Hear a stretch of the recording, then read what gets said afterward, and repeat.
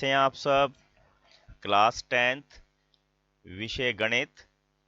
बच्चों आज हम मार्च 2020 का सेट बी सॉल्व कर रहे हैं। इससे पूर्व हमने आपको सेट ए भी सॉल्व करके दिया है और हमारे चैनल पर आपको क्विक स्टडी के लिए, जिसमें आप एक दिन में एक चैप्टर तैयार करके अपनी कक्षाओं में अच्छे अंक पा सकते हैं, ऐसे वीडियो भी उपलब्ध हैं। आप डिस्क्रिप्शन बॉक्स में से उसका लिंक ले सकते हैं। आइए हम प्रारंभ करते हैं सेट बी का पहला प्रश्न। क्वेश्चन नंबर फर्स्ट, 0.104 को P अपॉन क्यू के रूप में लिखिए। Express 0.104 in the form of P upon Q. हमने आपको पिछले सेट में ही बताया था, जैसे हम यहाँ संख्या लिखते हैं, हम क्या करते हैं, सबसे पहला काम हमारा होता है कि हम यहाँ पर डेसिमल के नीचे 1 लगा लेते हैं और डेसिमल के पीछे जितने डिजिट हो उतनी जीरो। यहाँ पे 3 डिजिट है, 3 जीरो, तो हमारे पास क्या आ जाएगा, 104/1000। अगर ऑप्शन दिया हुआ हो तो हम इसको ऐसे छोड़ सकते हैं, अगर ऑप्शन में ये है। नहीं तो हम क्या करेंगे, इसको 2 से कट करेंगे। ये आ गया 52 और इसको 2 से कट करेंगे, आ जाएगा 500। अब आप देख रहे हैं 52/500 दोनों में यूनिट प्लेस पे जो है इकाई के अंक में सम संख्या है, तो ये 2 से फिर भाग हो जाएगा, ये 26 आ जाएगा और ये आ जाएगा हमारे पास 250। अब आप देख रहे हैं फिर ऊपर 26 है, नीचे 250 है, ये फिर 2 से भाग हो जाएगा और ये आ जाएगा हमारे पास 13/125। क्या आ जाएगा ये, 13/125। ये हमारा इसका सरलतम रूप भी है और P अपॉन क्यू के फॉर्म में हम इसको क्या लिखेंगे, 13/125। सेकंड क्वेश्चन देखिए, 4x² माइनस 4x+1 के शून्यक हैं। हमने इनके जीरोस बताने हैं। देखो इसका इजी मेथड वैसे क्या होता है कि एक तो आपने ध्यान रखना है, जब बीच में माइनस है ना, तो हमारे पास दोनों शून्यक जो है वो, बीच में माइनस पीछे प्लस, दोनों शून्यक प्लस के आएंगे। ठीक है, क्या बात ध्यान रखनी, दोनों शून्यक प्लस के आएंगे। अब देखो आपको बता दें, एक तो पहला और चौथा है, तो आंसर गलत है ही है। अब हम आपको पहले निकाल के दिखा देते हैं। देखो 4x² माइनस 4x+1, हमने क्या करना, इस 1 से पिछले उसमें बताया था सेट में, इस 4 को मल्टीप्लाई कर देना और उसके हमने सभी गुणनखंड लिख लेने। तो हमारे पास क्या आ जाएगा, 1 × 4 और ये 2 × 2। हम क्या लिखेंगे उसको, 4x² minus 2x+1। Minus 2x क्यों लिया, क्योंकि यहाँ पर हमारे पास माइनस है। ठीक है, यहाँ पे हमारे पास माइनस है, इसलिए हमने यहाँ पर माइनस लिया है। अब पहले वाले में से हमने 2x कॉमन निकाल देना, अंदर बच गया 2x माइनस 1, ब्रैकेट बंद। और ये वाली माइनस हमने ऐसे कैसे कैरी करनी, ये ध्यान रखना। एरो नहीं लगानी आपने, एरो मैं आपको समझाने के लिए लगा रहा हूँ। और जो यहाँ पर ब्रैकेट में है, नेक्स्ट ब्रैकेट में भी वही टर्म आनी चाहिए। अब यहाँ 2x है, यहाँ भी 2x है, इसका मतलब कुछ भी कॉमन नहीं निकल रहा, तो 1 निकलेगा। तो आ गया 2x माइनस 1 और 2x माइनस 1। अब क्या करेंगे, अब हम इन दोनों को अलग अलग जीरो के बराबर रख देते हैं। क्या कर देते हैं, अलग अलग जीरो के बराबर रखेंगे और x की वैल्यू फाइंड आउट कर लेंगे। x एक उधर चला गया और ये हमारे पास 1/2। ऑप्शन बी हमारा इसका सही आंसर है।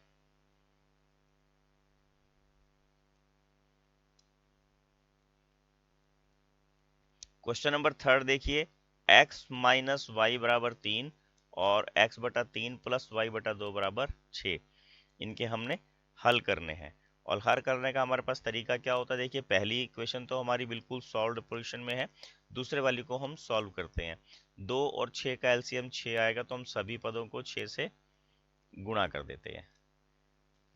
ये बिल्कुल आसान तरीका होता है और बच्चों को याद भी रह जाता है।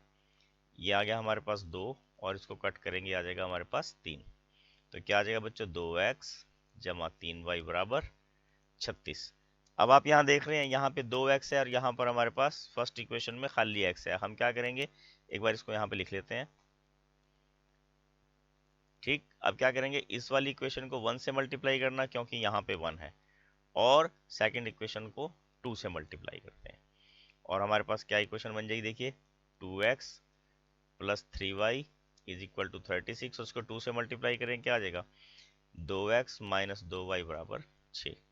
चिन्ह बदल लेने हैं, ये कट जाएगा, ये आ जाएगा हमारे पास 5y बराबर 30 और y बराबर 30/5। 5 के पहाड़े में 30 6 पर आएगा तो ये 6 आ गया। और यहाँ से हम x माइनस वाई बराबर 3, इसमें हम y की वैल्यू 6 पुट करके और बच्चों x की वैल्यू कैलकुलेट कर सकते हैं। ठीक है, और ये आ जाएगा हमारे पास x is equal to 3 + 6 9। Answer क्या आ गया हमारे पास 9 एंड 6। क्या आंसर आ गया हमारे पास 9 एंड 6। x की वैल्यू 9 और y की वैल्यू 6। क्वेश्चन नंबर 4, कौन सी एक श्रेणी एपी में है? Which one is in an AP series? AP में कौन सी है? आपने क्या ध्यान रखना, जिनके सबके डिफरेंस सेम हो। देखिए इसमें पहले में डिफरेंस 1 है और दूसरे में डिफरेंस 2 है, तो ये तो एपी में है ही नहीं।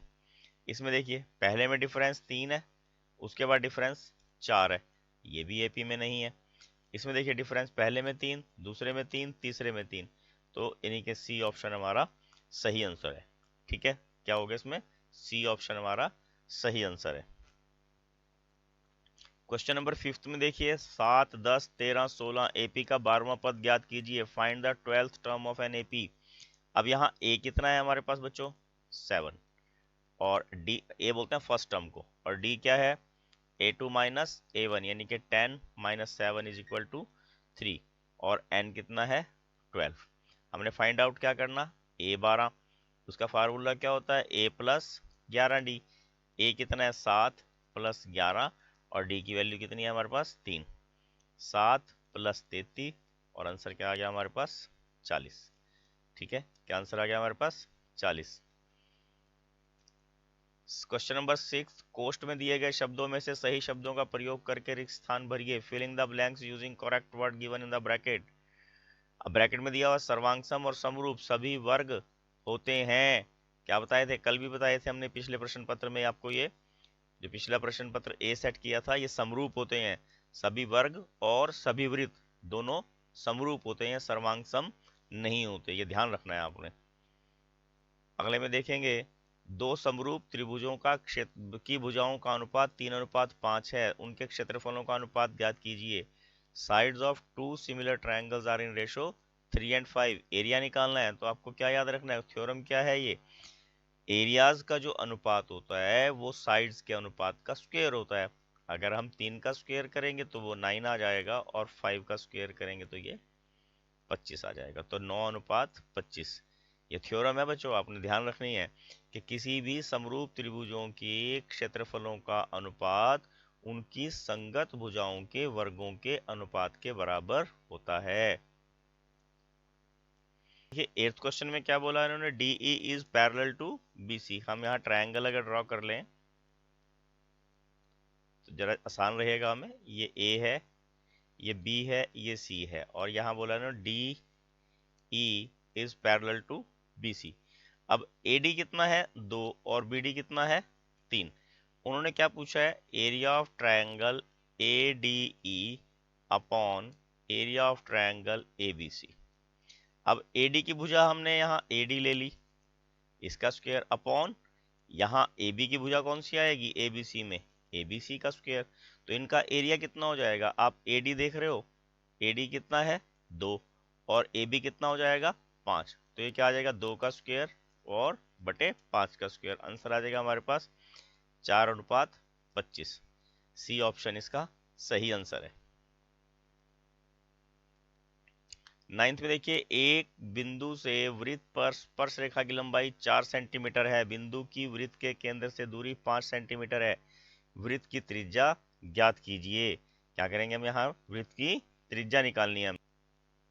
अब देखिए हमारे पास ये वृत्त है, इसका केंद्र हमने O मान लिया, ये हमने P लिखा और ये लिखा Q। इन्होंने बोला स्पर्श रेखा कौन सी है? ये PQ, और केंद्र से दूरी कितनी है? OP। हमने OQ निकालना है, तो OQ कैसे निकालेंगे बच्चों? OP का स्क्वायर माइनस PQ का स्क्वायर।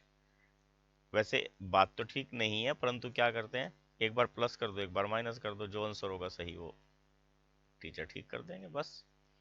वैसे आपने बड़े के स्क्वायर में से छोटे का स्क्वायर घटाना होता है, ये आपने ध्यान रखना है।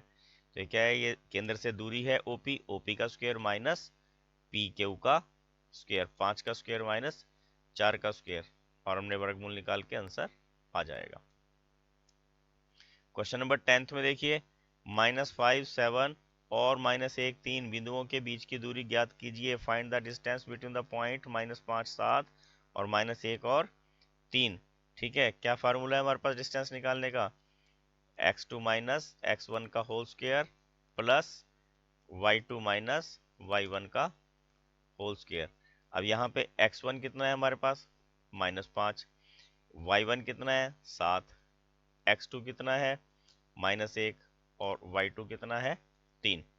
अब फार्मूले में वैल्यू पुट करेंगे हम, x2, ठीक है ना, x2 माइनस x1, x1 कितना है? -5, -5 है तो हम यहाँ क्या कर लेंगे? प्लस का 5, प्लस y2 माइनस y1 इसका होल स्क्वायर। अब ये दोनों जुड़ेंगे नहीं, क्योंकि एक प्लस का है एक माइनस का है, डिफरेंट साइन कभी ऐड नहीं होते, ठीक है, वो सब्ट्रैक्ट होते हैं। 4 का स्क्वायर आ गया, और ये -4 का स्क्वायर, प्लस का 4 का स्क्वायर हो तब भी 16, माइनस के 4 का स्क्वायर हो तब भी 16, और ये क्या आ जाएगा हमारे पास? √32। बच्चों अगर इससे आगे सॉल्व करना ना आता हो ना, आप इसको यहीं छोड़ सकते हैं, क्योंकि इससे अगर गलत कर दिया तो टीचर आपको इसमें काटा लगा देंगे, और अदरवाइज यहाँ पर आपको नंबर मिलने के चांस रहेंगे। वैसे इसको सॉल्व करने का तरीका ये होता है इसके फैक्टर बनाने, और जिनके पेयर बन जाएंगे उनको आपने बाहर लिख लेना है, और जिनके पेयर नहीं बनेंगे उनको अंदर, और ये हमारे पास आंसर आ जाएगा 4√2। क्या आ गया आंसर? 4√2। अगले में देखो, यदि एक रेखाखंड का एक सिरा मूल बिंदु है, मूल बिंदु अभी आपने 9th में भी पढ़ा होगा, मूल बिंदु क्या होता है? मूल बिंदु के निर्देशांक क्या होते हैं? 0 0। एक सिरा मूल बिंदु है, और मध्य बिंदु के निर्देशांक कितने दिए हुए हैं? 1 और 0। हमने दूसरा सिरा फाइंड आउट करना है।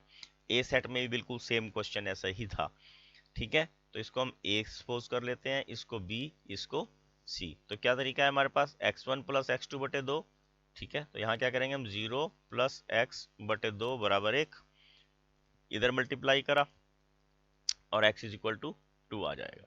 इसी तरह 0 plus Y upon 2 is equal to 0, इसको इधर मल्टीप्लाई करेंगे, ये 0 हो जाएगा, और y इज इक्वल टू 0, और आंसर क्या आ जाएगा हमारे पास? 2 0। क्या आंसर आ गया? 2 0। नेक्स्ट देखिए,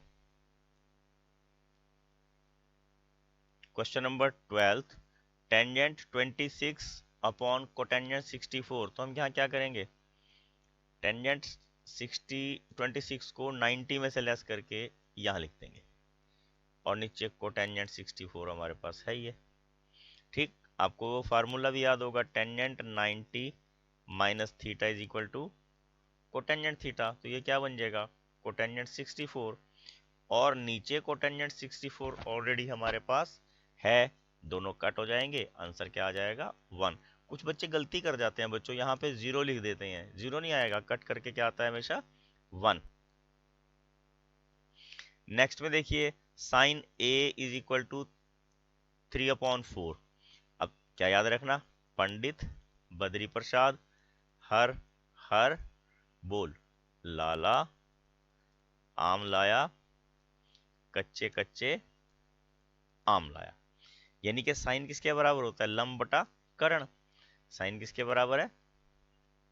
साइन ए किसकी है? 3/4 है, तो ये क्या है? परपेंडिकुलर, और ये हाइपोटेन्यूज, ये लंब हो गया, ये कर्ण हो गया। अगर हम यहाँ ट्रायंगल बना लें तो हमें क्या समझ में आ जाएगा? एक तो यहाँ ए है, ये भी बात ध्यान रखनी, क्योंकि वहां उसने साइन ए बोला है, ठीक। और 3 क्या है हमारे पास? लंब, और 4 क्या है? कर्ण। हमने ए भी फाइंड आउट करना सबसे पहले, तो कैसे निकाल लेंगे? 4 का स्क्वायर माइनस 4 का स्क्वायर माइनस 3 का स्क्वायर, ये आ जाएगा 16, 16 माइनस 9, और ये 7, 7 का वर्गमूल नहीं निकलता, ऐसे कैसा ये रहेगा। हमने टेंजेंट फाइंड आउट करना ना, टेंजेंट क्या होता है? परपेंडिकुलर बटा बेस। क्या होता है ये? परपेंडिकुलर बटा बेस। परपेंडिकुलर बटा बेस, परपेंडिकुलर कितना है? 3, और बेस कितना है? √7। तो 3√7 हमारा सही आंसर आ गया। अगला देखिए, त्रिज्या 6 सेंटीमीटर वाले वृत्त के त्रिज्याखंड का क्षेत्रफल ज्ञात कीजिए जिसका कोण 60 अंश का हो। Find the area of a sector of a circle with radius r 6 centimetre और if angle of the sector is 60 centimetre. क्या फार्मूला होता है angle of area of sector का? Theta upon 360 pi R square. Theta 60 है, ये 360 है, पाई की value 22/7 होती है, ये 6 है इंटू 6 है। आप इसको कट कर दीजिए, जीरो की 60 की जीरो 360 की जीरो से कट गई और 6 के टेबल में 36 आ गया और ये 6 से कट गया और आंसर आ गया हमारे पास 132/7 सेंटीमीटर स्क्वायर। देखो यहाँ डायरेक्ट फार्मूला पूछा है। यहाँ लंबवृत्तीय बेलन के आधार का व्यास 2r है, उसकी ऊंचाई h है, संपूर्ण पृष्ठीय क्षेत्रफल ज्ञात कीजिए। बच्चों हमने आपने फार्मूले तैयार करने हो तो आपके डिस्क्रिप्शन बॉक्स में यहाँ देख सकते हो 13.1 उस चैप्टर के स्टार्टिंग में हमने आपको वहाँ सारे फार्मूले याद करवाए हुए हैं। वहाँ सारे फार्मूले आपको इकट्ठे मिलेंगे, आप वहाँ से इनको पढ़ सकते हैं। अब यहाँ पे क्या पूछा है इन्होंने? संपूर्ण पृष्ठीय क्षेत्रफल, टोटल सरफेस एरिया क्या होता है? 2πr into r plus H. क्या है? 2πr into r plus h. और ऑप्शन कौन सा सही होगा आपका? बी ऑप्शन यहाँ पर सही आंसर है। ठीक है, बी ऑप्शन आपका सही आंसर होगा। ये देखिए एक थैले में 3 नीली, ठीक है, ब्लू कितनी है? 3 और वाइट कितनी है? 2 और रेड कितनी है? 4। देखिए एक थैले में 3 नीली, 2 सफेद और 4 लाल गेंदें हैं। यदि एक गेंद थैले से यदाचित निकाली जाती है तो नीली गेंद निकालने की क्या प्रायिकता होगी? A bag contains 3 blue balls, 2 white and 4 red. If one ball is taken at random from the bag, what is the probability of getting the blue? हमने probability of blue निकालनी है ना, तो ब्लू कितनी है टोटल? 3 अपॉन इन तीनों का सम, 4 और 2 6, 6 और 3 9। और आप देख रहे हो 3 के टेबल में कट रहा है ना, तो आंसर क्या आ जाएगा? 1/3। क्या आ जाएगा आंसर? 1/3। बच्चों ये सेक्शन ए था, ये 16 क्वेश्चन 1 मार्क्स के थे। इसके बाद आपके पास इसमें 2 मार्क्स वाले क्वेश्चन आएंगे। बच्चों अगर आपने अभी तक मेरा चैनल सब्सक्राइब नहीं किया तो please like share and subscribe my channel. भैया के फ़ोन से, मम्मी के फ़ोन से, पापा के फ़ोन से प्लीज़ लाइक। देखिए सेक्शन बी में फर्स्ट क्वेश्चन में क्या है? सिद्ध कीजिए √3 एक अपरिमेय संख्या है। Prove that √3 is an irrational number. हमने क्या मान लेना है सबसे पहले कि √3 एक परिमेय संख्या है। ठीक है, क्या कर हमने माना? √3 एक परिमेय संख्या है। Let √3 is a rational number. क्या मान लेना हमने इसको? Rational number. जो रैशनल नंबर होते हैं बच्चों उसको हम P/Q के फॉर्म में लिख सकते हैं। क्या बताया हमने आपको? जो रैशनल नंबर होते हैं उनको हम P/Q के फॉर्म में लिख सकते हैं। और अगर हम इसका स्क्वायर करें, स्क्वेयरिंग बोथ साइड, दोनों ओर वर्ग करने पर, हमने इसका वर्ग किया, देखिए वर्ग करेंगे 3 आ जाएगा और ये आ जाएगा P²/Q² और मीन्स P² = 3Q²। क्या आ गया हमारे पास?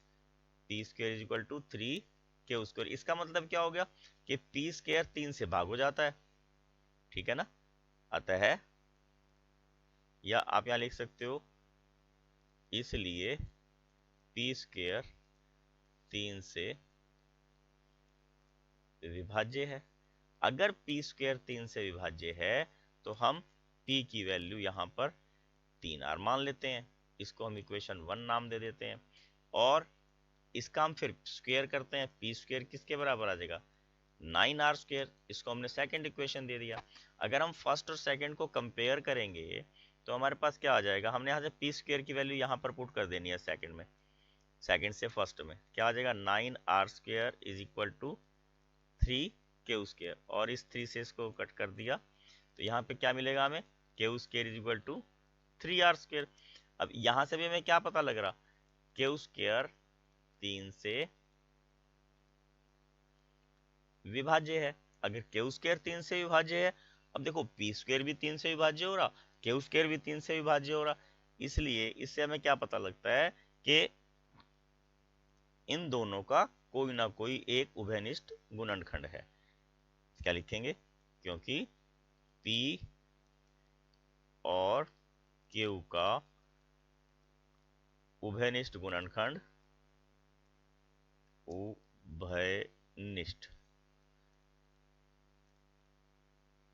गुणनखंड 3 है। जो हमारी बात जो हमने मानी थी उससे वो बिल्कुल उल्टा है, उसके विरोधाभास में है, जो कि विरोधाभास है, इसलिए √3 एक अपरिमेय संख्या है। बच्चों ये अमूमन ये क्वेश्चन पेपर में आता ही आता है, एक बार अब दोबारा देखिए। हम क्या करेंगे, सबसे पहले कर देंगे let √3 is a rational number. अगर रैशनल नंबर है उसको हम P/Q के फॉर्म में लिख सकते हैं। ऑन स्क्वेयरिंग बोथ साइड, इसका स्क्वायर कर लेना आपने, फिर आपने इसको क्रॉस मल्टीप्लाई करके क्या ना, P² = 3Q²। अब यहाँ लिखेंगे P² is divisible by 3। If P² is divisible by 3 then we can suppose P = 3R। ठीक, on squaring P² = 9R²। After comparing equation 1 and 2 we get 9R² = 3Q²। 3 से 9 cut कर देना है, हमारे पास दोबारा क्या मिल जाएगा, Q² = 3R²। Hence Q² is also divisible by 3। ठीक है ना, Q² is also divisible by 3। This means that 3 divides Q² and P² both। Therefore P and Q have at least 3 as a common factor। ठीक है ना, अगर ये common factor है तो हमारा ये जो माना है वो गलत हो गया, इसलिए √3 is a irrational number. Next देखिए क्वेश्चन नंबर 18th में क्या बोला है इन्होंने, बहुपद दिए हुए में दो और इनको भाग करना है। ठीक है ना, आप देखिए इनमें क्या कमी है, पहले स्क्वायर वाला है फिर क्यूब वाला है। सबसे पहला काम हमें क्या करना पड़ेगा बच्चों, इसको स्टैंडर्ड फॉर्म में लिखना। ठीक है, पहले x³ लिखा plus 3x² minus 3x plus 5, और डिवाइड किससे करना, उसको भी स्टैंडर्ड फॉर्म में लिखना, ये भी आगे पीछे है, तो यह आएगा -x² प्लस x माइनस 1। जो दोनों की पहली टर्म है उसको आप अलग से लिख के और भाग करके देख लीजिए, स्क्वायर से क्यूब कटेगा, x आ जाएगा, माइनस से माइनस कट गया तो ये x पर जाएगा, ये आएगा x³ plus x² minus x। Sign change कर दीजिए, पहली टर्म कट जाएगी, यहाँ साइन चेंज किया, यहाँ साइन चेंज किया, इन दोनों को हम घटाएंगे तो क्या आ जाएगा हमारे पास, 2x² माइनस 2x प्लस 5, क्योंकि अब साइन जो है ये माना जाएगा। ठीक है, अब नेक्स्ट में देखिए, अब 2x² है, इसको हमने -x² से डिवाइड करा, इससे ये कट गया तो हमारे पास क्या बच गया, -2। तो इस भाग में पहली टर्म हमेशा कटे ही कटेगी, आपने ये ध्यान रखना है। अगर आपने वो नहीं काटी इसका मतलब आपको वो सम गलत चल रहा है।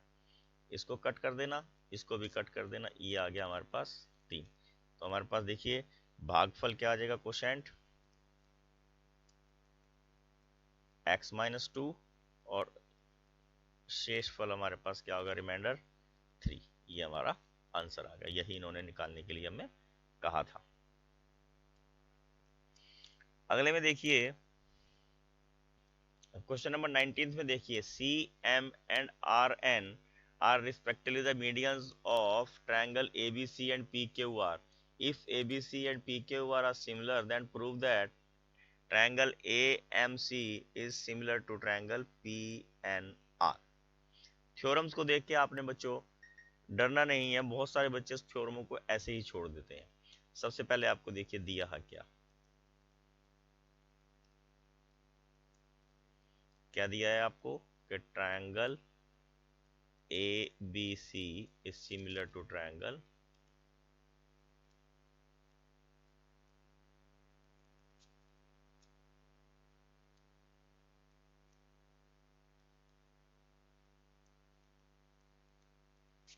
क्या गिवन है? Triangle A B C is similar to triangle P Q R. और हमने प्रूव क्या करना है? सिद्ध क्या करना है? Triangle A M C is similar to triangle P N R. ठीक है, क्या प्रूव करना हमने? पी एन आर के इसको सिमिलर प्रूव करना है। अब हमारे पास प्रूफ में क्या आ जाएगा? देखिए, पहले ट्रायंगल बना लेते हैं हम सबसे पहले, और ये ए बी सी, ठीक है, इन्होंने क्या कहा? सी एम, ये मीडियन है, और ये होगी हमारे पास पी क्यू आर, और पी क्यू आर में आर एन ये मीडियन है। ठीक है, अब हमने बताना क्या है? देखिए, अब देखिए हम क्या करेंगे यहाँ पर। अब इन्होंने हमें कहा था ना कि triangle A B C is similar to triangle P Q R, और अगर triangle A B C is similar to triangle P Q R है, तो angle A is equal to angle P. सबसे पहली बात तो आपने ये ध्यान रखनी, एंगल ए और पी इक्वल हो जाएंगे। सेकेंडली क्या बोला है इन्होंने? जब ये सिमिलर हैं तो क्या होगा? A B upon P Q is equal to A C upon P R, और ए बी का आधा क्या है? ए एम, क्योंकि ये मीडियन बताया। मीडियन क्या होता है? सामने वाली भुजा का मध्य बिंदु को मिलाने वाली रेखा मीडियन होती है। तो ए बी का आधा क्या हो जाएगा? ए एम, यानी कि ए बी 2 ए एम के बराबर है, और पी क्यू क्या है? 2 पी एन के बराबर है, और ए सी अपॉन पी आर ऐसे कैसा रख लेना, ये 2 कट गया, और ये एंगल आ गया A is equal to angle B. अब इन दोनों से हमें क्या पता लग जाएगा? अगर किसी त्रिभुज की दो भुजाएं, देखिए किसी त्रिभुज की दो भुजाएं, जैसे ये है ए बी ए सी और पी आर अपॉन, ठीक है, और दूसरी है A M upon P N. अगर दो भुजाएं समरूप समान अनुपात में और बीच का कोण बराबर हो तो त्रिभुजें समरूप होती हैं। इसलिए क्या हो जाएगा यहाँ पे हमारे पास ट्रायंगल, नीचे लिख देते हैं देखिए, क्योंकि ये समरूप है ना, दो भुजाएं समान अनुपात में होगी, एक भुज कोण जो है वो कॉमन हो गया, सेम हो गया, तो क्या हो जाएगा? Triangle A M C is congruent to, sorry, similar to triangle P N R. यही हमने यहाँ प्रूव करना था, हेंस प्रूव्ड। नेक्स्ट में देखिए,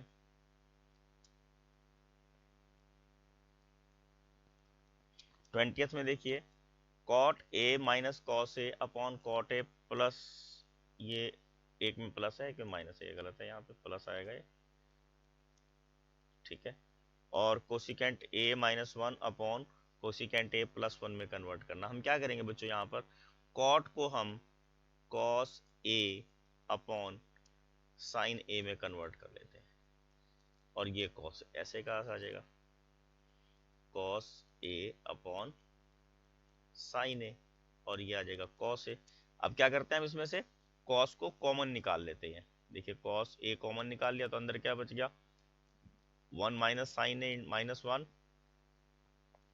कॉस ए कॉमन निकाला, 1 minus sine A plus one. आप सम को देख के वैसे ही डर जाओगे, ये तो बिल्कुल दो ही लाइन का सम है, और यहाँ पे 1 अपॉन कॉस ए किसके बराबर होता है? कोसिकेंट ए के, cosecant A minus one upon cosecant A plus one. ये हमारा यहाँ आंसर आ गया। आंसर में left hand side is equal to left hand side, right hand side आ गई।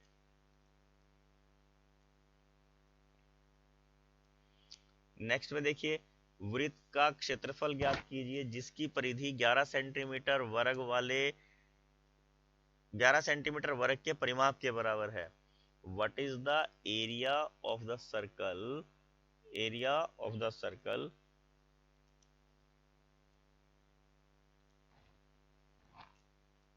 the circumference of which is equal to the perimeter of a square of side 11 centimetre. क्या दिया हुआ है इन्होंने? अब यहाँ क्या है, वृत्त की परिधि और वर्ग का परिमाप दोनों सेम है, ठीक है ना, यानी कि circumference of circle is equal to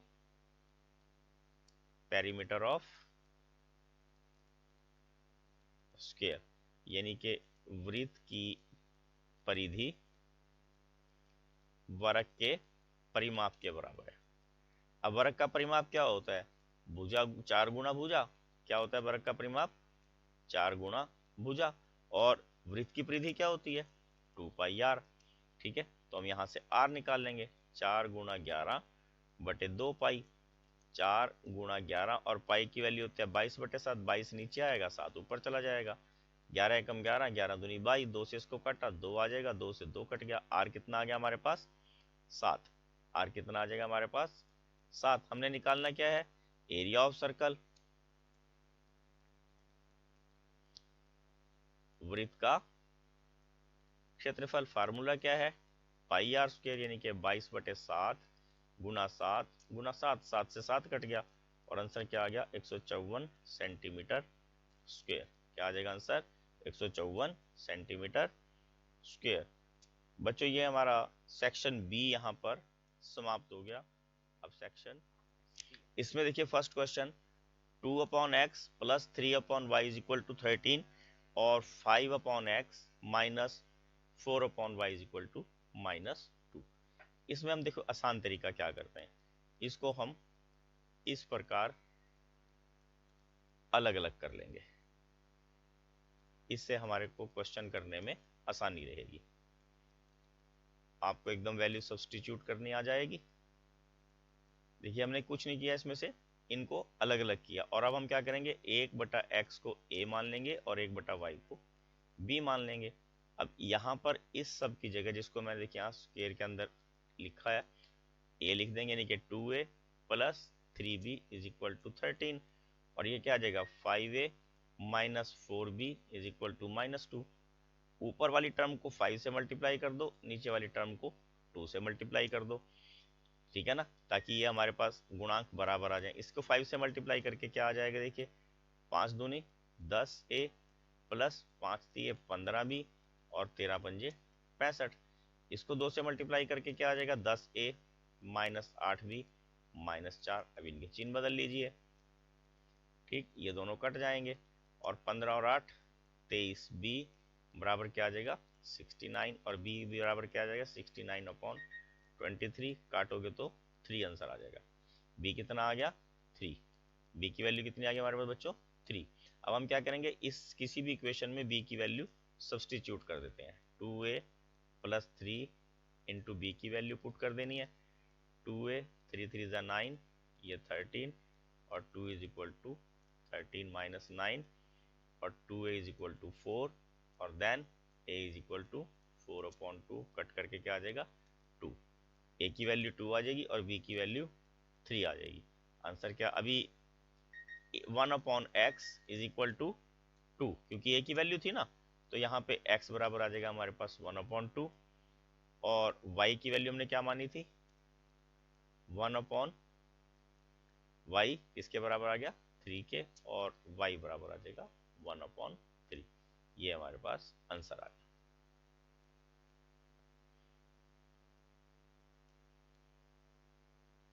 next question देखिए, एक रेलगाड़ी एक समान चाल से 360 किलोमीटर की दूरी तय करती है।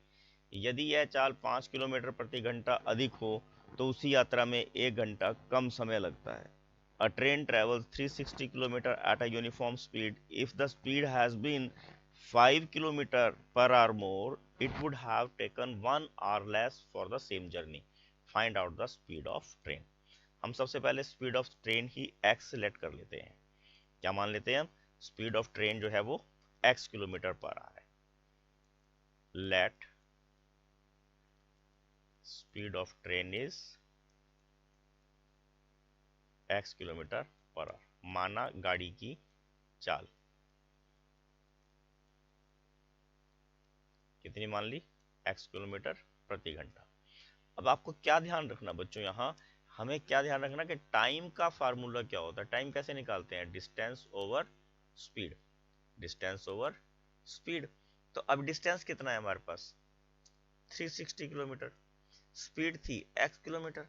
अब जितना समय इसमें लगता था और दूसरी बार में स्पीड उसकी बढ़ा दी, आपको यह ध्यान रखना है जब स्पीड बढ़ा दी जाएगी तो समय कम लगेगा। ठीक, और ये हमारे पास इक्वेशन बन गई।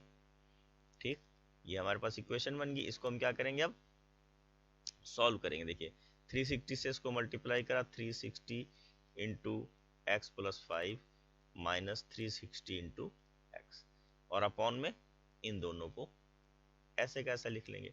अब आप x प्लस 5 आपने क्यों याद रखना, क्योंकि इन्होंने क्या बताया था कि अगर उसकी 5 किलोमीटर चाल बढ़ा दी जाए, अगर चाल बढ़ा दी जाएगी तो समय कम लगेगा। बस आपने ये बात, अब कंसेप्ट अपने ध्यान में रखना है। हम देखिए इसको उधर ले जाएंगे और ऊपर वाले को अलग सॉल्व करेंगे। आ जाएगा 360x प्लस इसको इससे गुणा करेंगे, आ जाएगा 1800। देखो हमने कुछ नहीं करा यार, कभी आप सोचे हमने गुणा करके देखा, नहीं। 36 का आधा लिखा, ये जीरो ऐसी कैसे लिखी, और एक जीरो और लगानी, क्योंकि 5 से गुना कर रहे थे। ये 5 की गुना वैदिक गणित का सूत्र है ये, इसके मुताबिक हम डायरेक्ट कर सकते हैं।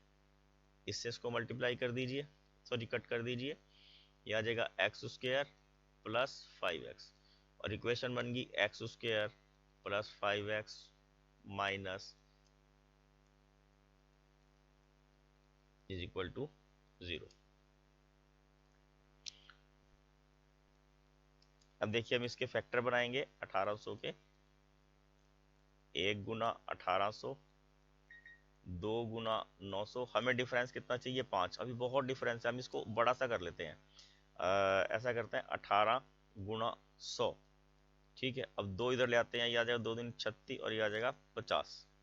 ठीक, और इसके बाद क्या बन सकता है इसका, 50 को में से इसी में से देखते हैं, अगर 2 इधर ले जाओ, 2 इधर ले जाओ, 36 के बाद 37 पे नहीं भाग होगा, 38 39 40 पे हो सकता है ना। 40 गुना 0 से 0 काटिए, 4 5 45, ये आ गया 40 और 45 हमारे पास यहाँ पर इसके फैक्टर आ जाएंगे। और आपने क्या करना, 40 और 45 में जो यहाँ चिन्ह है वो बड़े वाली संख्या को वही चिन्ह देना है, माइनस 40x माइनस 1800 बराबर 0, और x आ जाएगा x प्लस 45 और माइनस 40 यहाँ कॉमन निकल जाएगा, अगले वाले में भी x 45 ही आना चाहिए, इज इक्वल टू 0। यहाँ से इसको हम हटा देते हैं, इसकी हमें अब ज़रूरत नहीं है। और उसके बाद आ जाएगा हमारे पास x माइनस 40 और x प्लस 45, दोनों को अलग अलग 0 के बराबर रख लेना है। यह आ जाएगा x इज इक्वल टू 40, ये हमारे पास आंसर आ गया 40 किलोमीटर प्रति घंटा। हमने ऐसा इसलिए बोला है क्योंकि x is equal to minus 45 kilometre प्रति घंटा ये पॉसिबल नहीं है, इसलिए हमारा फर्स्ट वाला आंसर आ गया।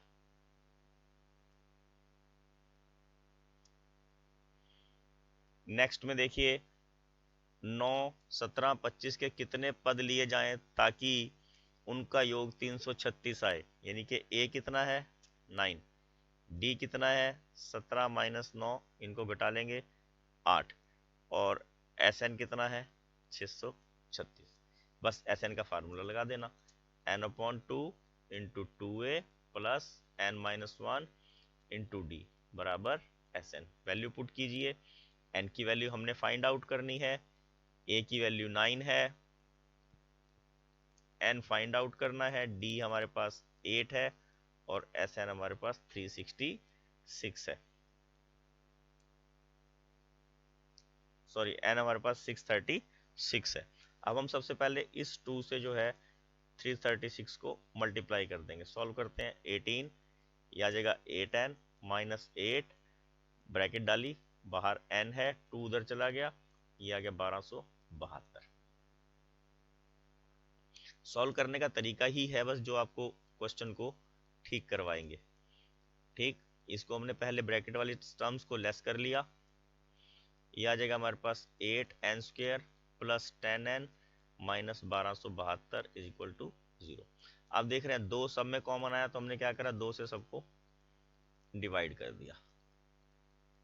ठीक, अब इसको आप बीजगणितीय सूत्रों से भी कर सकते हो और इसको गुणनखंड बना के भी हल कर सकते हैं। देखिए अब 636 को 4 से गुना करना है। 636 को क्या करना हमने, 4 से गुना करना है, और 4 से गुना करके हमारे पास जो संख्या है वो आ जाएगी। हमें डिफरेंस कितना चाहिए, 5। कितना डिफरेंस चाहिए हमें, 5। तो आप देखिए इसमें से हम 6 इधर गुना करते हैं 24, और ये आ जाएगा 106। और दूसरे में देखिए और क्या हो सकता है इसमें,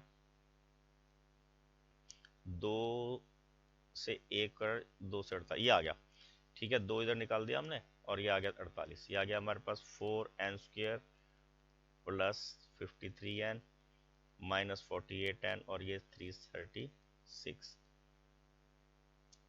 उसके बाद हमने क्या करना है, 4n, इसमें से कुछ कॉमन नहीं निकल रहा है तो 4n प्लस 53 ऐसे ही लिख देंगे।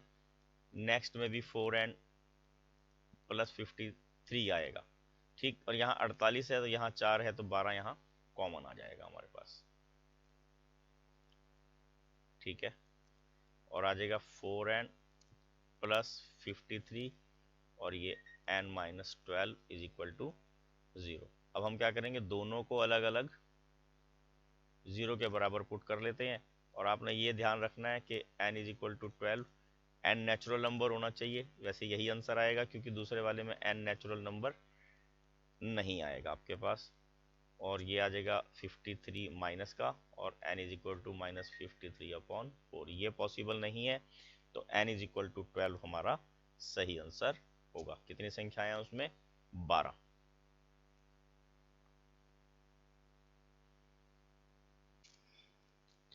नेक्स्ट क्वेश्चन देखिए, किसी बाह्य बिंदु से वृत्त पर खींची गई स्पर्श रेखाओं की लंबाइयां बराबर होती हैं, सिद्ध कीजिए। Prove that the length of tangents drawn from an external point to a circle are equal. देखिए बोला क्या है इन्होंने कि बाह्य बिंदु से वृत्त की स्पर्श रेखा की लंबाई बराबर होती है, हमने वो प्रूव करना है। देखिए फिगर बना लेते हैं हम सबसे पहले। देखिए ये वृत्त है और इसका सेंटर ये हमने ओ यहाँ सपोज कर लिया, ये बाह्य बिंदु P मान लिया हमने, और इसको हम Q मान लेते हैं, इसको मान लेते हैं R। हमने PQ और PR को इक्वल प्रूव करना, हम क्या करते हैं, ट्रायंगल प्रूव बना लिया हमने आपको। और गिवन क्या है, O is the centre of circle, यानी कि O वृत्त का केंद्र है। और टू प्रूव क्या है, हमने सिद्ध क्या करना है, PQ is equal to PR। ठीक है, और प्रूफ में क्या आ जाएगा हमारे पास बच्चों, प्रमाण में हम ट्रायंगल लेंगे, ट्रायंगल POQ तथा ट्रायंगल POR में। अब देखिए यहां पर आपको बिल्कुल स्पष्ट नजर आ रहा होगा, OQ is equal to OR। ये दोनों भुजाएं जो हैं ये बराबर होंगी क्योंकि ये रेडियाई हैं, त्रिज्याएं हैं ये। ठीक है, और उसके बाद देखिए OP सांझी भुजा है, कॉमन है, ये दोनों में है ये। ठीक, और angle 1 is equal to angle 2, ये 90 के एंगल होते हैं। ठीक हो गया, तो क्या हो गया, ट्रायंगल हमारे पास दोनों क्या आ गई, सर्वांगसम आ गई है। ट्रायंगल POQ सर्वांगसम है ट्रायंगल POR के, और सर्वांगसम त्रिभुजों के संगत भाग बराबर होते हैं, इसलिए PQ बराबर है PR। यही हमने प्रूव करना था, हैंस प्रूव्ड। यहां कंप्लीट हो जाता है बच्चों क्वेश्चन। नेक्स्ट देखिए,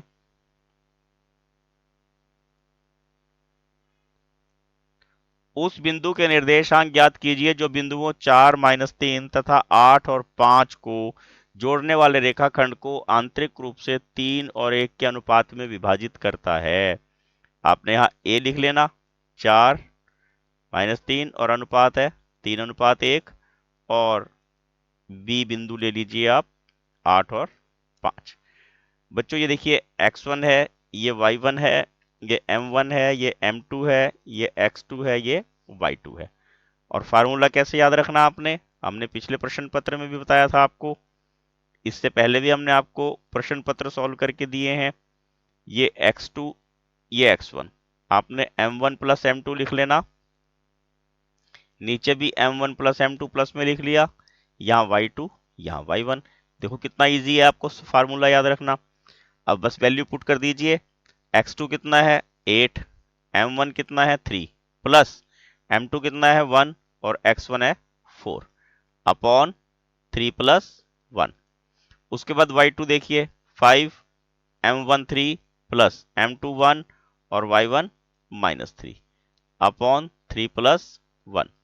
अब देखिए क्या होगा, 8 तिया 24 जमा 4 बटे 4 और ये 3 पंजे 15 -3 बटे 4। ये कितना हो जाएगा 28 बटे 4 और ये 12 बटे 4। दोनों कट जाएंगे, ये आ जाएगा 7 और इसको कट करके आ जाएगा 3। आंसर क्या आ जाएगा हमारे पास 7 और 3। दोनों बिंदु क्या क्या आ गया हमारे पास 7 और 3। नेक्स्ट देखिए, एक बक्से में 4 नीली 3 सफेद 2 लाल कंचे हैं। यदि इस बक्से में से एक कंचा यादृच्छिक निकाला जाता है तो इसकी प्रायिकता क्या होगी, कंचा सफेद है, नीला है या लाल है। आपने क्या करना, सबसे पहले यहाँ टोटल निकाल लेने हैं, सीधा निकाल देते। देखो हम आपको प्रोबेबिलिटी ऑफ वाइट, सफेद की जो है प्रोबेबिलिटी क्या आ जाएगी, सफेद कितने हैं हमारे पास 3 अपॉन टोटल, टोटल कितने हैं 4 प्लस 3 प्लस 2 3 अपॉन 9। कट कर देंगे क्या आ जाएगा 1 अपॉन 3। और प्रोबेबिलिटी ऑफ ब्लू, नीले कंचे की प्रोबेबिलिटी क्या आ जाएगी, ब्लू कितने हैं हमारे पास 4, 4/9। और क्या पूछा है उन्होंने रेड की। बच्चों ये सवाल बहुत आसान है 4 मार्क्स में, आपने इसको छोड़ना नहीं है बिल्कुल भी, और कुछ ना कुछ इसमें आपको समझ आ ही जाएगा। 2/9 ये आपके पास आंसर आ गए 3। यहां पर हमारा सी सेक्शन खत्म हो जाता है। अब यहाँ डी सेक्शन में देखिए, पूर्ण वर्ग विधि से हमें हल करने को कहा है। ठीक है, किस विधि से हल करने को कहा है, पूर्ण वर्ग विधि से। Solve the equations bye completing the square method. ऐसे में हम क्या करते हैं, देखिए यहां लिखा है हमें 5x square minus 6x minus 2 is equal to 0। सबको हम जो एक्स स्क्वायर के साथ टर्म होती है उससे डिवाइड कर देते हैं। ठीक है, ये कट हो गया तो आ गया हमारे पास एक्स स्क्वायर माइनस फार्मूले से लेना है 2 इंटू एक्स, जैसे ये फार्मूला होता है यहाँ लिख देता हूँ मैं। चलो उसको पेन भी चेंज कर देता हूँ ताकि आपको समझ में आ जाए फार्मूला मैंने क्या लिखा है, A square minus 2ab plus B square. अब मैंने ये वाला जो पोर्शन है ए स्क्वायर की जगह एक्स स्क्वायर लिखा, माइनस ऐसे कैसे लिखा 2 यहां से लिखा फार्मूले से, ए एक्स की जगह आ गया है ना, ए की जगह एक्स आ गया, और बी हमने कैलकुलेट कैसे करते हैं देखिए, -2ab is equal to -6x/5। ए की जगह एक्स था तो एक्स से एक्स कट कर दीजिए, माइनस से माइनस कट कर दीजिए, और बी क्या आ जाएगा 6/2 इंटू 5। अगर हम इसको कट करें क्या आ जाएगा 3/5। क्या आ जाएगा ये 3/5। Very interesting. आपने क्या याद रखना बच्चों, यहाँ पे जो हमने 3/5 लिखा है वो एक बार मल्टीप्लीकेशन में लिखना है, और मल्टीप्लीकेशन के बाद हमने इसको यहाँ पर प्लस में इसका स्क्वायर करना है। अब इक्वेशन को बैलेंस करने के लिए हमने इसको एक बार माइनस में भी लिखना है, और -2/5 ऐसे का ऐसा आ जाएगा। ठीक है, अब उसके बाद देखिए ये सारी टर्म ये फार्मूले में चली जाएगी और आ जाएगा x माइनस 3/5 का होल स्क्वायर, माइनस इसका स्क्वायर कर लीजिए 9/25। और इसको हम 25 बनाना है ताकि हम इसको सॉल्व कर सकें, तो 5 से ऊपर गुना कर दिया और 5 से नीचे गुना कर दिया। ठीक, अब आगे देखिए, तो हम यहां पर इसको बैलेंस करेंगे, इसको इक्वल कर लेंगे, सॉरी इसको हम यहां पर, अब देखिए x माइनस 3/5 का होल स्क्वायर माइनस स्क्वायर में कन्वर्ट करने के लिए हमें क्या करना पड़ेगा, क्योंकि 19 का वर्गमूल नहीं आता तो हम इसको यहां पर क्या करेंगे, माइनस में √19/5 का होल स्क्वायर बराबर 0। अब अपने फार्मूला कौन सा यूज करना है यहाँ पे, A square minus B square is equal to A plus B into A minus B. आपने क्या करना है, इसको x माइनस 3/5 माइनस √9/5 एक बार माइनस में लिख दिया, और एक बार इसको प्लस में लिख देना, प्लस अंडर रूट 19/5 बराबर 0। अब दोनों टर्म्स को अलग अलग हमने 0 के बराबर रख लेना। देखिए जैसे x माइनस 3/5 माइनस 19/5 बराबर 0, और x से इन दोनों संख्याओं को हम बराबर से उस तरफ शिफ्ट कर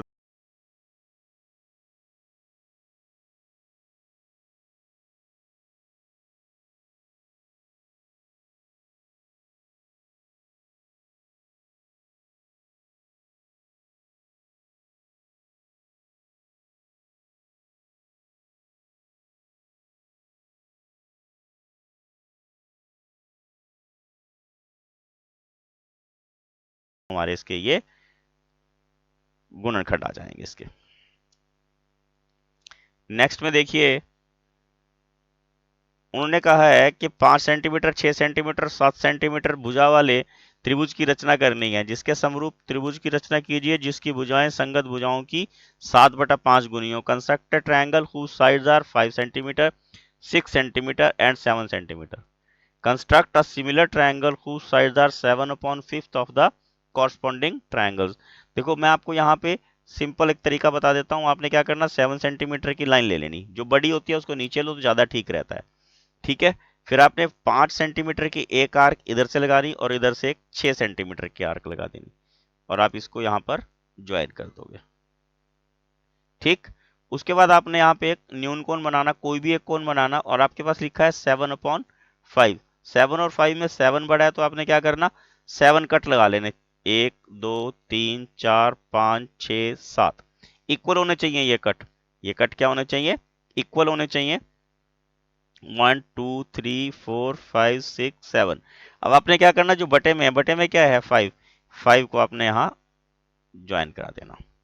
अब जैसे ये 7 सेंटीमीटर की रेखा है तो ये इसका मतलब आगे बढ़ेगी, इसको आपने फुटे के साथ आगे की तरफ बढ़ा लेना, और अब इसके समानांतर यहाँ पे एक लाइन खींचनी। अब समानांतर लाइन खींचने के कई तरीके होते हैं, आप सेट स्क्वायर से भी खींच सकते हो, आप प्रकार से भी बना सकते हो बराबर एंगल लेके, आप इसको डी से भी बना सकते हो बराबर एंगल लेके, जो आपको सुविधाजनक लगे उसके अकॉर्डिंग आपने ये इसके समानांतर लाइन लेनी, और यहां से ये बी डैश आ जाएगा, और फिर B dash C dash B C के समानांतर एक लाइन खींचनी है। ये सेट स्क्वायर सबसे बेस्ट प्रोसीजर होता है। आप वहां पे प्लेलिस्ट में अगर कंस्ट्रक्शन वाला चैप्टर देखेंगे तो वहां हमने आपको ये सारा क्वेश्चन करके बताए हुए हैं, आप वहां अच्छे से समझ सकते हो। 30th क्वेश्चन देखिए, यहां पर उन्होंने कहा है cos a minus sine A plus 1 upon cos a minus sine A minus 1। यहाँ पे प्लस साइन ए है, ये प्लस साइन ए है, minus 1 cosecant A minus cot A के इक्वल हमने इसको प्रूव करना है। ठीक है, हम क्या करते हैं, देखिए इसमें सबसे पहला काम, इजी जो वे है, हम इसको सबको साइन से डिवाइड कर देते हैं। बिल्कुल सेम क्वेश्चन जो है उसमें यहाँ पे साइन ए और कॉस ए था, उसमें हमने कॉस से डिवाइड किया था, तो यहाँ पे हम क्या करते हैं, डिवाइड इट बाय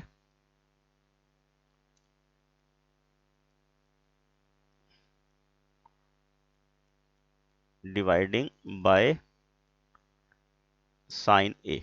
अब देखिए कॉस ए को हमने साइन ए से डिवाइड कर दिया, माइनस साइन ए अपॉन साइन ए, सबको साइन ए से डिवाइड करना, ये भी साइन ए, और ये हमारी टोटल वाली बटा कॉस ए बटा साइन ए प्लस साइन ए बटा साइन ए माइनस 1/साइन ए। इसमें मुझे लगता है आपको कोई दिक्कत नहीं होगी, ये समझ में आ जाएगा। ये साइन से साइन यहाँ पे हमने यहाँ काट दिया है। उसके बाद हमने क्या करना है, देखिए ये काहे में कन्वर्ट हो जाएगा, इनमें फार्मूलों का यूज करते हैं हम, सर समीकरण कॉस ए बटा साइन ए किसके बराबर होता है, कॉट ए के, -1 प्लस कोसिकेंट ए, क्योंकि साइन का इनवर्स कोसिकेंट होता है, और नीचे वाले में cot A plus 1 minus cosecant A. ठीक है, अब आपको यहाँ पे सर्व समीकरण देखिए कौन सी यूज करनी है, आपको क्या ध्यान रखना है, cot cosecant sorry cosecant square A is equal to 1 plus cot square A equal होता है। तो हम यहाँ क्या करेंगे, cosecant square A minus cot square A is equal to 1, इसका हम यहाँ पर यूज करते हैं। हम इस 1 को वहां पर कन्वर्ट करेंगे।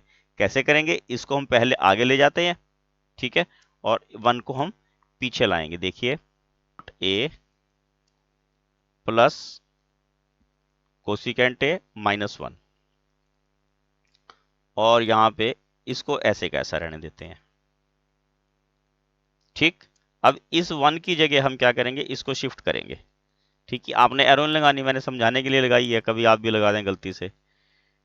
और ये आ जाएगा हमारे पास कोसिकेंट ए माइनस ब्रैकेट में cosecant square A minus cot square A upon में cot A plus 1 minus cosecant ए।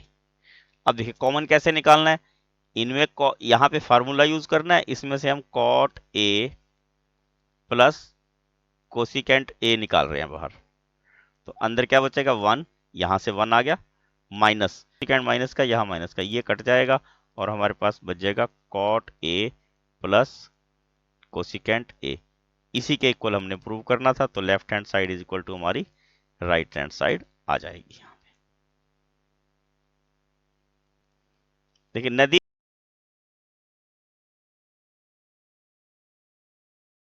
कोण 30 और 45 डिग्री के हैं। यदि पुल किनारों से 3 मीटर ऊंचाई पर हो तो नदी की चौड़ाई ज्ञात करिए। From a point on a bridge across a river, angle of depression of the bank of opposite side of river are 30 and 45 respectively. If the bridge is at height of 3 meter from the banks, find the width of the river. Suppose कीजिए बच्चों यहाँ पर ये bridge है और नीचे यहाँ पर कोई ये रिवर है। ये रिवर के दो साइड मान लेते हैं हम ए और बी, ठीक। और यहाँ पे ये जो है ये आप इसको ब्रिज मान लीजिए। यहाँ पर मैं इसको सी बिंदु ले लेता हूँ, यहाँ कोई व्यक्ति खड़ा है और यहाँ से वो एंगल ऑफ डिप्रेशन उसके नोट कर रहा है। इसका मतलब ये वाला एंगल और इधर ये वाला एंगल। सपोज कीजिए ये 30 का और ये 45 का है। अगर ये 30 का है तो ये पैरेलल लाइंस हैं, क्योंकि ब्रिज के ऊपर बिल्कुल पैरेलल होगा। ये 30 का आ जाएगा और यहाँ पे ये 45 का आ जाएगा। आप यहाँ से एक परपेंडिकुलर ड्रा कीजिए, ठीक। इसको हम यहाँ डी बिंदु सपोज कर लेते हैं। ये 3 मीटर हमें दिया हुआ है। अब सबसे पहले हम क्या करेंगे, देखिए in triangle A D C क्या हो जाएगा, टेंजेंट 30 इज इक्वल टू क्या होता है, परपेंडिकुलर बटा बेस। टेंजेंट 30 1/√3, और यहाँ पर परपेंडिकुलर क्या है, सी डी, और बेस क्या है, ए डी। सी डी की वैल्यू है 3, ए डी की वैल्यू हमने फाइंड आउट करनी है। क्रॉस मल्टीप्लाई करेंगे, ए डी आ जाएगा हमारे पास 3/√3। कितना आ गया ये हमारे पास, 3/√3। अब सेकंड ट्रायंगल में देखिए, in triangle B C D again tangent 45 equal to perpendicular बटा बेस। परपेंडिकुलर इसमें भी सी डी है और बेस इसमें बी डी है।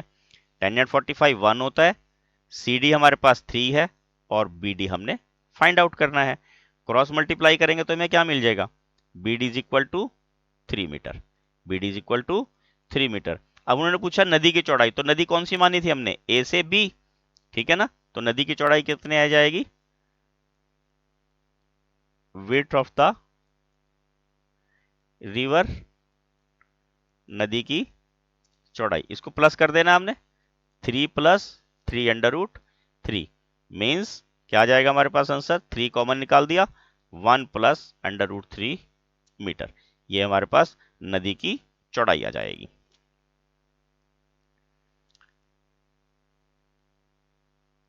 नेक्स्ट क्वेश्चन देखिए, कोई बर्तन एक खोखले अर्धगोले के आकार का है।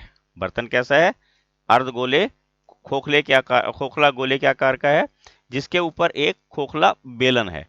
अब क्या बताया उन्होंने, ऊपर की तरफ एक बेलन है, ठीक है, और नीचे उसके एक अर्धगोला है। इसका आंतरिक पृष्ठीय क्षेत्रफल हमने ज्ञात करना है। व्यास कितना बताया, 14, तो त्रिज्या कितनी हो जाएगी, 7। त्रिज्या इसकी भी 7 और इसकी भी 7, दोनों की 7-7 हो जाएगी। टोटल ऊंचाई कितनी बताई है इन्होंने यहां से यहां तक, 13। कितनी है, 13 सेंटीमीटर। तो अगर ये 7 सेंटीमीटर इसमें से कट कर दें तो बेलन की ऊपर ऊंचाई हमारे पास 6 सेंटीमीटर रह जाएगी। कितनी रह जाएगी, 6 सेंटीमीटर। बिल्कुल सिंपल है, सरफेस एरिया निकालना है। मैं शॉर्ट एंड देखो करके दिखाता हूं आपको। सरफेस एरिया ऑफ वेसल, या पूरा लिखेंगे, ठीक है। आपने कैसे लिखना है, बेलन की त्रिज्या, अर्धगोले की त्रिज्या, है ना। तो इसमें क्या होगा, अर्धगोला 2 पाई r² प्लस 2 पाई r h, ठीक है। तो क्या आ जाएगा, 2 पाई r कॉमन निकाल देंगे, अंदर क्या बच जाएगा r प्लस, इधर क्या बच जाएगा 2 पाई, क्या बच गया हमारे पास ये h। अब इसमें वैल्यू पुट कर दीजिए बस, 2 × 22/7, r 7 है और r 7, h 6, 7 से 7 कट गया, कितना आ गया, 22 दूनी 44 और 7 और 6 13, 13 चौके 52, 572 सेंटीमीटर स्क्वायर इसका आंसर आ जाएगा। ये हमारा 31st क्वेश्चन यहाँ कंप्लीट हो जाता है। नेक्स्ट क्वेश्चन देखिए, निम्नलिखित सारणी में ग्रामीण क्षेत्र के विद्यालयों में महिला शिक्षकों के प्रतिशत बंटन को दर्शाती है। महिला शिक्षकों का माध्य निकालिए। क्या निकालना है, mean percentage of the female teachers. क्या निकालना है, mean percentage of the female teachers. आप किसी भी विधि से कर सकते हो, हमने आसान विधि क्या बताई हुई है आपको। आप इसको पद विचलन से भी कर सकते हो, इसको आप जो कल्पित विधि है उससे भी कर सकते हो, डायरेक्ट से भी कर सकते हो, जो आपको इजी लगे आप उससे इसको कर सकते हैं। हम आपको इसको कल्पित विधि से करके दिखाते हैं। देखिए इसमें हम क्या करते हैं, सबसे पहला काम क्या होता है कल्पित विधि में, हम इसका xi निकालेंगे। क्या निकालेंगे, xi। और xi कितना आ गया, 15 + 20, 15 और 20 कितने होते हैं, सॉरी 15 और 25 40, 40 का आधा 20। यहाँ पे डिफरेंस कितना है, 10 10 का है, तो इसमें 10 10 हम प्लस करते जाएंगे, 10 10 हम इसमें प्लस करते जाएंगे, ठीक। अब हमने क्या निकालना होता है यहाँ पे, डी। क्या निकले, 1 2 3 4 5 6 7, 7 का 7 और 1 8, 8 का आधा 4, 1 2 3 4, 50, 50 में से 20 में से 50 गया तो ये -3, 50 से 50 के सामने जीरो लगा देते हैं और जितना डिफरेंस है वो लिखते चले जाते हैं, -10 -20। ये आपको जब हमने एक्सरसाइज करवाई थी वहां पे भी हमने ये आपको अच्छे से करके बताया था। इसको इससे गुना कर देना है, वहां पे भी हमने किया था, देखिए। अब यहाँ हम इसको मल्टीप्लाई करते हैं, 6 से इसको मल्टीप्लाई करना -180, 11 से इसको मल्टीप्लाई करा -220, 7 से 10 को मल्टीप्लाई करा -70, 0 से 4 को मल्टीप्लाई करा 0, 10 से 4 को मल्टीप्लाई करा 40 और ये फिर 40 और ये 30। प्लस वाले अलग जोड़ दो, माइनस वाले अलग जोड़ दो। ये हो गया 70 110 और ये आ गया जी हमारे पास 470। दोनों घटाएंगे क्या आ जाएगा, -360 और इनका जोड़ कर दें 17, 17 और 7 24, 24 और 4 28 और 4 32 और 2 34 और 1 35। और फार्मूला क्या है हमारे पास, L plus N upon sorry L plus, हमने यहाँ माध्य निकालना है x। क्या फार्मूला है हमारे पास, A plus sigma xi fi xi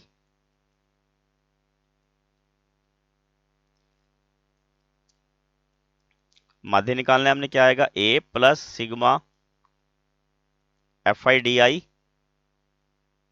ठीक है, अपॉन fi।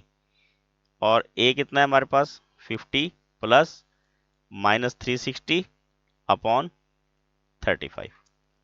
50 को ऐसे कैसा लिख लीजिए, इसको 5 से कट करेंगे 7 आ जाएगा और इसको 5 से कट करेंगे 5 7 35, 72 आ जाएगा। इसको डिवाइड कीजिए, 10 7 70 और फिर बचेंगे 2 20 और 7 दूनी 14 और बच गए 6 7 8 56 और ये लगभग आ जाएगा 50 -10.3 और उसको कैलकुलेट कर लेंगे, हमारे पास आ जाएगा 39.7। कितना आ जाएगा ये, 39.7%।